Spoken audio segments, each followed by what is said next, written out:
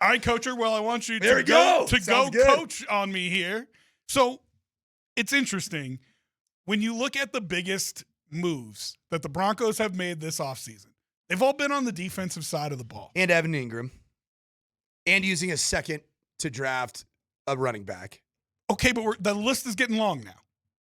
Your two biggest free agent acquisitions, I think, were Talanoa Greenlaw Hufanga, and Dre Hufanga. Greenlaw. And your first round draft pick was a cornerback. And you actually re-signed an interior defensive lineman in DJ Jones.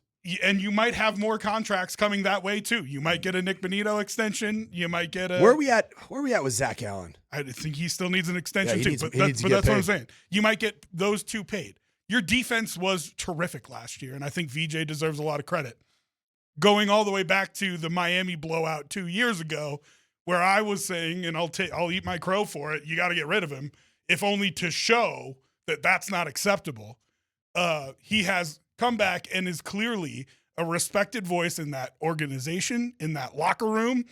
Even though he takes some guff from Sean Payton on the sidelines, I think he's one of the few people who will tell him how he feels. If there's a relationship that I would not have predicted that was going to be still good, going strong, yeah. Today is I actually marked the 20 years to the day of being married to my wife.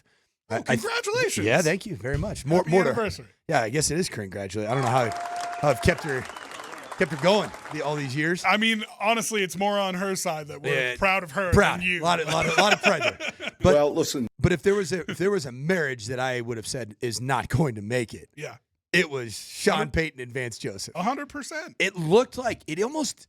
I'm just gonna throw it out there in the space. It almost looked like that Vance Joseph, a former fired head coach of a franchise that you're now returning as the defensive coordinator, and also a guy that had recently been a part of a staff that got fired at the Cardinals.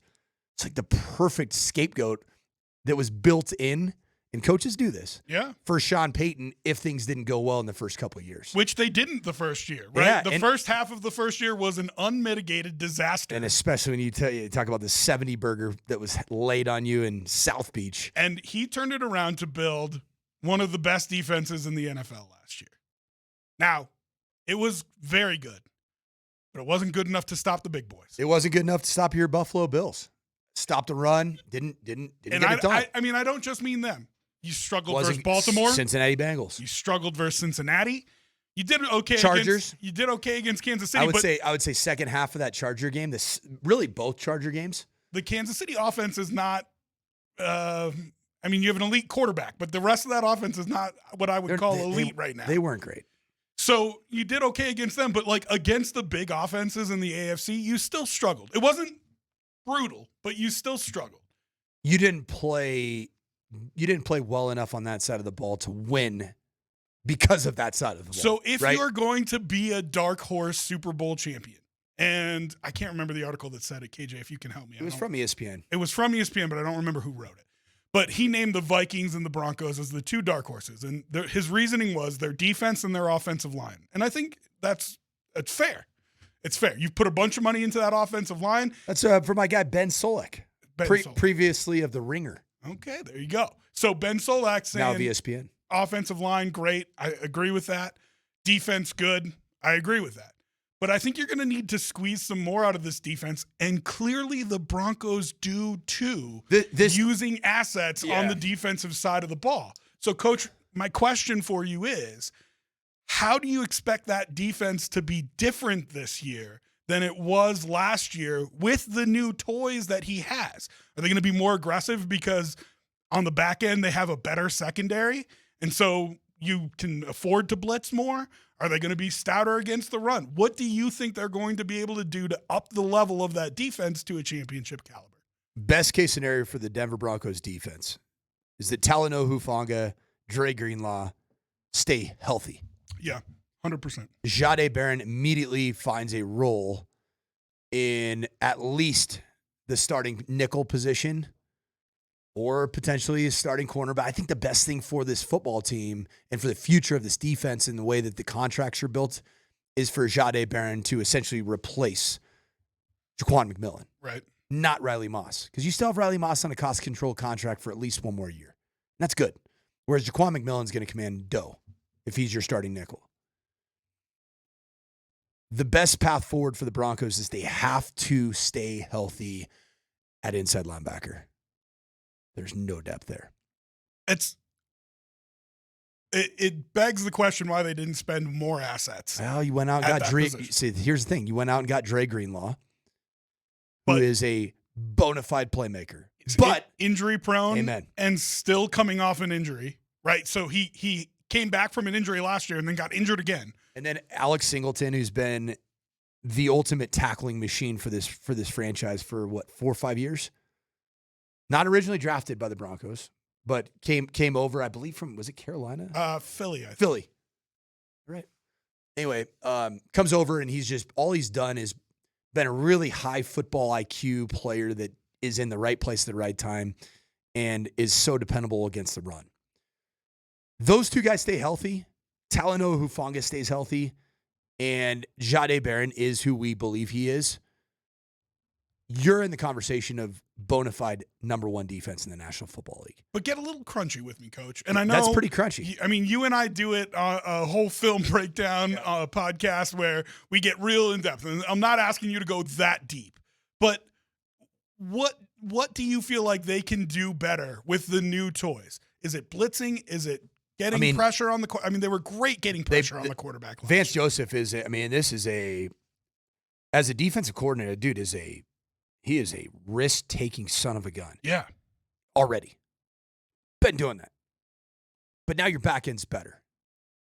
I think so. So I think you can blitz with more frequency against the really good quarterbacks. Because what I saw against, it was a little bit against the Chargers when Herbert's a really talented quarterback. Is he a top 5 quarterback? No way. But is he a top 7 talent? Yes. He is. Against Joe Burrow. Against Josh Allen. I saw way too much zone coverage. There was a lack of trust in calling blitzes and playing man coverage behind it. Do you think that was because Riley Moss wasn't 100%? I think that's part of it. Definitely a part of it when you're talking about the Bengals and the Bills. Right. At the end of the season, when he came back from the injury, wasn't 100%, and maybe you felt like they're going to pick on him, of course. So putting him one-on-one with somebody may be too tough. I think that you can utilize your two of your new toys. Heck, I'm going to say all 3 of your new toys as very, very creative aspects of a blitz package. Dre Greenlaw plays linebacker, so it's not that creative to say that Dre Greenlaw can be a blitzing, pass-rushing son of a gun. But Hufanga is a heat-seeking missile. I agree with you. Awesome blitzer. And I would say that if you go back to 2 seasons ago, Justin Simmons was really good in Vance Joseph's defense as a safety that was blitzing. It's really good. He got home and he held the disguise long enough. Hufanga, you know who he trains with? No. Troy Polamalu. That makes sense. Both have from Oregon, born and raised in the state of Oregon. But Talanoa Hufanga, raised in Corvallis, Oregon. He trains with a guy that I think at the safety position was arguably the best blitzer the game's ever seen. I was going to say, but similar play styles. Yeah, just Hufanga's bigger. Anticipation, longer. Attack. Hair on fire. Yes. Literal Pert plus hair is on fire. I think it's Head and Shoulders. Head and Shoulders on fire. Oh, okay. Yeah. I mean, listen, because that's what coming from a man that's used some Head and Shoulders himself. That is my brand of choice. Oh, that's why you stood tall. You're like, so sure.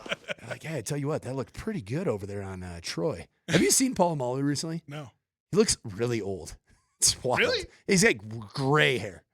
Looks like he's like a 60-year-old man. He's like probably what, my age? 40. I was gonna say he can't be much older than you. No, but anyway, and then I think that's where I don't want to see Jahdae Barron play corner because I think he'd be such a valuable asset as a multifaceted player that he is already in the Southeast Conference, which Jeff Legwold always says is that's the litmus test for a defender. If you can hold up and you're stout enough, sure, and you can cover well enough, and you are thick enough to play in the box, dude, that's what Jahdae Barron has done in his career. playing that nickel position or the star in the the defense that they play there at University of Texas under Pete Kukowski, he's been tasked with being like what is a traditional Mike linebacker in certain sets. Like if you get into a 3 receiver detached set and a tight end in the box and they're in nickel, he was playing right over the guard and he was fitting power. He was fitting counter. And that's why, and I don't want to draw too many comparisons to the Bills, but Taron Johnson does that for the Bills better than anybody in the league, I think. And the other guy would be Derwin James. Yes. Those are who you're adding to your defense. Linebacker corners. And so I love the thought of Jahdae Barron starting in that nickel position and even maybe get real crunchy. And this is what I keep saying, even against 11 personnel, which that first digit stands for how many running backs are in the game. That second digit stands for how many tight ends are in the game. So 11 personnel is the number one personnel grouping used across all levels of football now.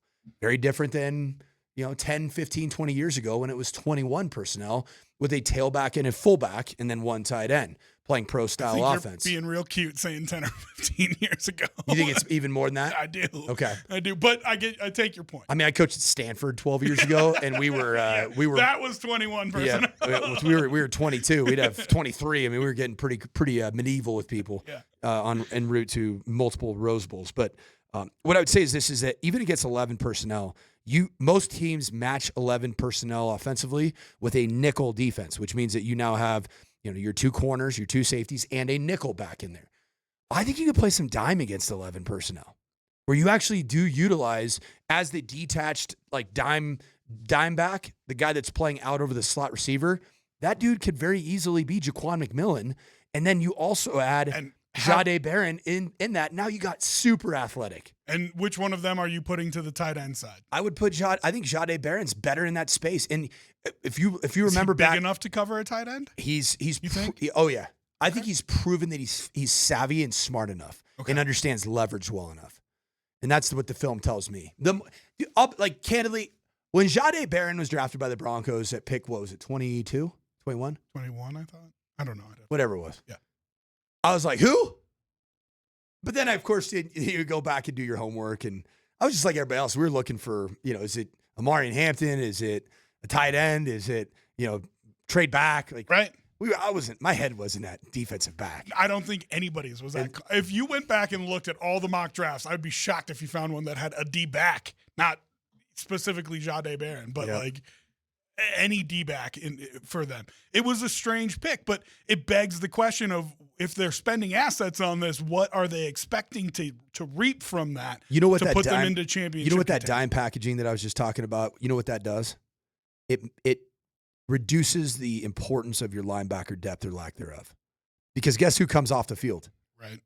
One of your inside backers. Right. Which is probably, if everybody's healthy, is probably Dre Greenlaw. Comes off the field? No, on he'd be on the field. 100%. Yeah. Everybody healthy. And then out, like Singleton becomes more of he's used more with Dre Greenlaw against 12 personnel, right, which is where you have a second tight end on the field, and you're seeing more traditional run sets. The only reason I hesitated a little bit in saying that is Alex Singleton, I feel like maybe as good as or maybe a little bit better than Greenlaw in coverage. Just a little bit. He's coming off an ACL. Yeah, I mean, granted. Greenlaw at his best, really athletic. True, I think true. Singleton understands, like he does a good job understanding concepts. Right. Like where he needs to diagnoses well. Yeah. Now the thing is that you would love to use him and free. So the thing that's great is you could free him up to be kind of more of a hole player if you're playing a lot of cover one and not if you're only bringing 4. And if you're a hole player, then he can roam and find crossers and cancel them out and nudge them and all the different things that you can do as an inside backer. Real quickly to wrap this up, if you have Jahdae Barron learning how to play nickel, essentially working with Jaquan McMillan, nickel dime, of course, similar packages, right? If you have him learning how to play slot corner, how hard is it to teach him outside corner also so he's prepared if there's an injury? Super easy. I feel like. Why? Well, because what is VJ? What coverage-wise, what he's like to do? I think that I'm just asking more of a generic question because of injury. Vance Joseph runs top 3 in the National Football League of man coverage. Man coverage for a corner mentally is as simple as Sure. that guy. Sure. That's my guy. So, because I think if there's an injury, I mean, it's you kick him outside, right? Like so if Riley Moss goes out again, and that's your move, rather than last year you were trying to figure out what you were going to do across from Pat Surtain. Yeah, and there was such a drop off last year. It was, and there was not only a drop off. Who was the corner that came in? Abrams Drain was. Oh yeah. There was a couple guys that came. They cycled through a couple guys. He started looking pretty good, but earlier in the Levi Wallace, which was a disaster. The Levi Wallace game was the Browns game, where Jameis Winston threw for 5,200 yards in one game. Yes, and then when 7 pick sixes. And then when Riley Moss came back, it was still bad, but it was because he was injured, and it showed you how important having that other guy be a player is. Yeah. Wasn't Levi Wallace released from the team like 2 weeks after that debacle against the Browns? I thought he was still on the roster. Did he get released? I'm pretty sure he was released. He got released. It was like VJ's like, hey, just if you guys were wondering what happened against Cleveland, yeah, that was the reason. That guy. That was it. Yeah. Let's not have sacrificial lambs. No. Here, when you've got depth, you got to be able to tap into it, and I think you do have defensive depth. Which is nice, because that's something that we said that they had been missing for the past guess who couple Levi Wallace plays for now? I got great news for you. Don't tell me. He is a Buffalo Bill, baby. Yeah, he's not going to make the cut. He's not going to make the team.